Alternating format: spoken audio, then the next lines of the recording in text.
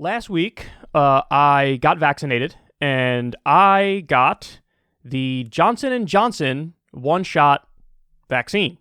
Now, they just paused use of this vaccine, the CDC and the FDA did, and they say they need to review the evidence and review the data because some people have gotten blood clots from it. Now, before, alarm bells go off in your head, the numbers, I think, tell the real story. So there's been a total of 6 cases of a rare kind of blood clot, and the total number of Johnson & Johnson vaccines that were given was 6.8 million. So we're talking about literally, 1 in a million. Or, no, 1 in a million would be if it was 6 million. It's 6.8 million.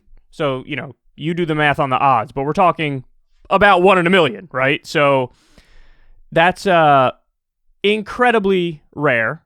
Now, I'll tell you guys my story getting the vaccine, and then we'll get into more detail about why they're freezing it. So I went, it was last Monday. I went and I had 3 people in my family working 24/7 around the clock trying to get me an appointment. I also was trying to get myself an appointment. It was very difficult because New York opened up the vaccine to 30 people who are 30 and older. They opened it up to them, and then it was only like 4 or 5 days later that New York was going to open up to everybody. So you only had like this little window for 30 plus, and obviously a lot of people who are 30 plus were trying to get their hands on the vaccine. So I wasn't able to get an appointment. My sister wasn't able to get me an appointment. My aunt wasn't able to get me an appointment, and they were trying. My mom was able to get me an appointment. Moms always save the day, right? She woke up really early, went on like the CVS website, and just happened to be out of all the CVSs in the region, and there are a lot, there was one store that had appointments. And so she signed me up. She had like, my insurance information and all the stuff that they want. I gave it to all the people who were hunting for me. And she was able to schedule a vaccine for me for, it was like, 3 or 4 days in the future at the time. So that's when she was able to schedule it. It was 3 or 4 days out. So I go to get the vaccine. It was a pretty smooth process. You log in on your phone, you get a text message from CVS, you log in on your phone when you get there, and then you wait on a line.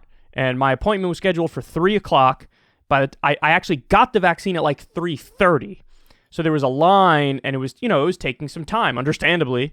And sat down. They did the vaccine. Didn't really hurt. Maybe it was a little sore. The arm was a little sore, and that was really the only symptom for the day. Now, I was told, and I read that usually people start feeling symptoms about 8 hours after you get the vaccine. Anybody who's going to experience symptoms, it's like 8 hours later, you'll maybe feel something. And the symptoms vary. They're mild usually, and they don't last long, but it could be, you could feel like you have a fever, you could feel like you have a headache. Some people get nausea. Some people get a throat thing or whatever. But most of the people I talked to, if they were going to get symptoms, they developed them within 8 hours. So anyway, 8 hours passes. I feel totally fine. I go to sleep, wake up the next day, still feel totally fine. So I'm thinking, oh, sweet, I'm in the clear. We're done here. It's over. I'm already vaccinated. To be considered fully vaccinated, you have to wait 2 weeks until after you get the vaccine. That's according to what the government says. But, I felt like I'm all set. I'm good. But then, no, about 24 hours later, almost on the dot, I got a little bit of a headache, minor headache, and I felt a little warm. Usually I like to keep, I'm a relatively cold dude, no pun intended, but like I like to keep the temperature at like 66 degrees or 65 degrees. And it was at 72 and I was under the covers at that time. So that's how I could tell my body temperature, was higher than normal. So I had a little bit of a fever, a little bit of a headache, but I kid you not, guys, it only lasted 3 hours or 4 hours. Done. Felt right back normal again, and here we are. So here I am. It's a little more than a week out since I got the vaccine, and feel fine. So I got that Johnson & Johnson vaccine. Now, let's get back to what happened with the blood clot situation. So there were issues with the AstraZeneca vaccine as well in Europe, and they say it's like the same issue, right? There's some tiny percentage of people. Now, they've given the vaccine to tens of millions of people, and about 200 have had this rare reaction. What we know about the people who had the reaction in the U.S., it's 6 people. All 6 are women age 18 to 48. One of them died. One of them is in the hospital in critical condition. And the others, I think, are made a recovery. And they say it's a rare kind of blood clot, and one of the reasons why they're freezing it is because the CDC and the FDA wanted to give a heads up to physicians around the country that if you have a young patient with blood clots, it's a specific kind of blood clot that's rare, and usually the way you treat blood clots is with this anticoagulant called heparin, and for this particular kind of blood clot, heparin actually makes it worse. So that's one of the reasons why they're freezing it, to give doctors a heads up, and also they're going to see if there are maybe more cases that aren't reported yet, to see really what percentage, how big of a problem is this really. So again, in the UK, they've given tens of millions of doses. About 200 people have had this problem. In the US, it's 6 people, age 18 to 48. And in the New York Times article on this, they say it could be linked to a low platelet count. So people who have a low platelet count, who are women in that age. Or the other thing, like another reason they're freezing it is they want to do an investigation to see if maybe it's because of, maybe there's a link with all the people who had this reaction. Maybe they're all taking some kind of medicine. Now, I'm just speculating here. We don't know this at all, but perhaps, those 6 women who it happened to, maybe they were on some form of birth control and that has a bad reaction with the vaccine. So that's possible. Now, it's expected that they're only going to freeze it for like a couple days or maybe a couple weeks, and they're going to go right back to allowing the Johnson & Johnson vaccine because, again, if you're talking 1 in a million, if you crunch the numbers, you're way more likely to get COVID and then die from COVID than you are to have some sort of adverse reaction to the vaccine. So I think they're really only going to freeze it for a little bit. But listen, keep it real, man. This is horrible press for the vaccines. And now you're giving more ammunition to the anti-vaxxers. And so I think fewer people are going to get the vaccine now based on what they see happening here, because people are going to sort of misinterpret the data and overanalyze it. And I think that in the minds of the CDC and the FDA, they think that by temporarily pausing it and looking at the data, they're reassuring people that everything's okay. But I actually think the opposite reaction is going to happen. And we have data to prove that. So apparently the UK did not freeze the use of the AstraZeneca vaccine, and more people are getting it. And in other places in Europe, they did freeze the use of the AstraZeneca vaccine, and the numbers plummeted of people who want the AstraZeneca vaccine.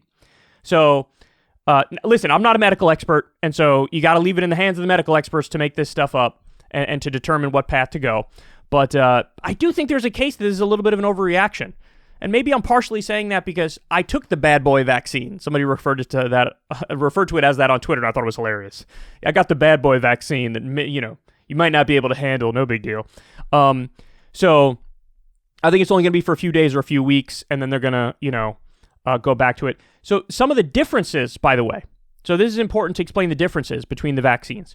The Moderna vaccine and the Pfizer vaccine are what's called mRNA vaccines, which are a brand new technology.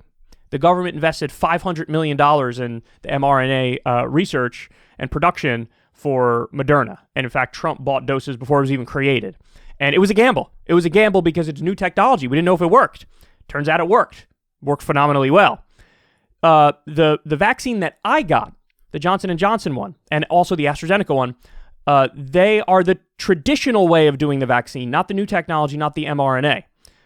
It's the traditional vaccine, which basically the layman's explanation of it is that it's sort of like a dead virus that mimics the coronavirus. It's called like an adenovirus.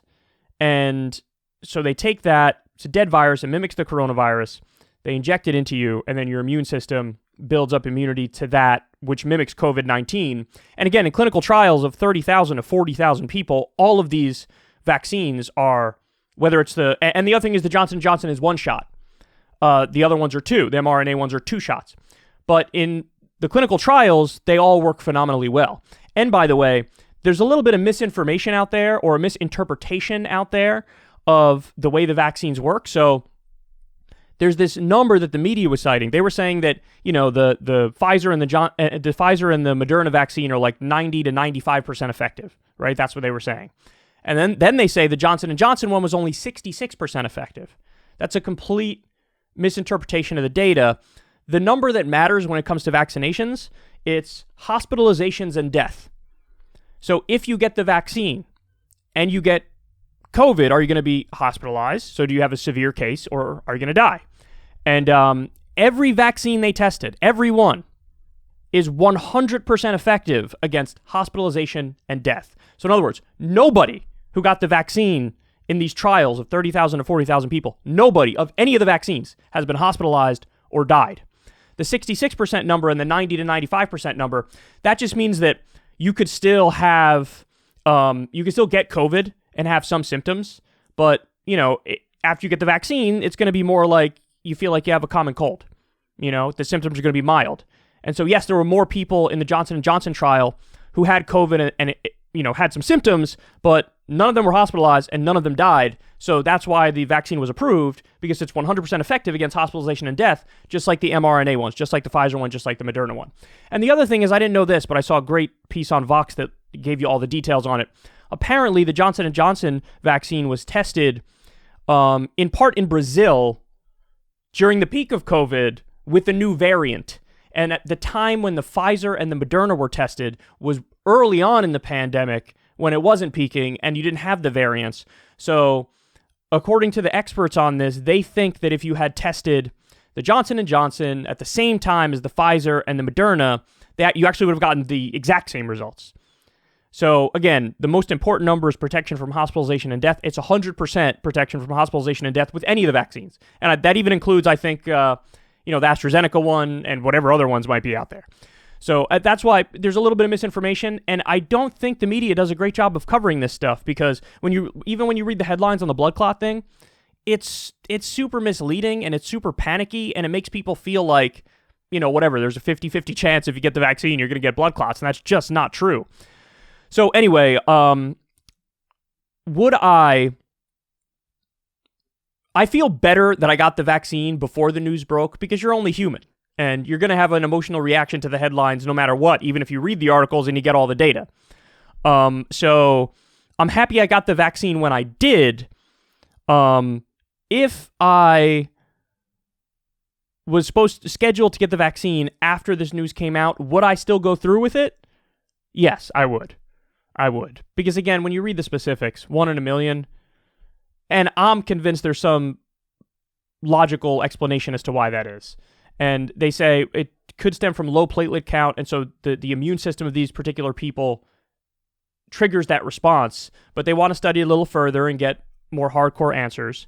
But I feel a little more edgy today, knowing that, again, as that hilarious Twitter commenter said, I got the bad boy vaccine. And I also love the fact I was sort of happy when I just happened to get that one when we signed up for the appointment, because I don't want to go for 2 appointments, bro. I don't. The one and done is so much easier. And actually, I did feel a little better that it was the original formula of how to do vaccines versus this new mRNA technology. Although, to be fair, the mRNA has proven, to be perfectly safe in clinical trials. So anyway, there you have it. I don't think this is going to last long, but I guess I'll ask you guys. Number one, are you going to get vaccinated? Because there's plenty of people who don't want to do that. So number one, are you going to get vaccinated? And then number two, if you are going to get vaccinated, does this make you prefer now the Pfizer or the Moderna over the Johnson & Johnson? So that's my question for you guys. Or are you so lazy, and do you prefer convenience so much that you'll still say, no, just give me the one shot, give me the one and done, and we'll call it a day? So I'll leave that up to all you guys. I'm curious what you have to say about it, but there you have it. I got the bad boy vaccine. Thankfully, I didn't get blood clots, and now they've frozen it. Now they've paused it, but I do think they'll bring it back relatively soon.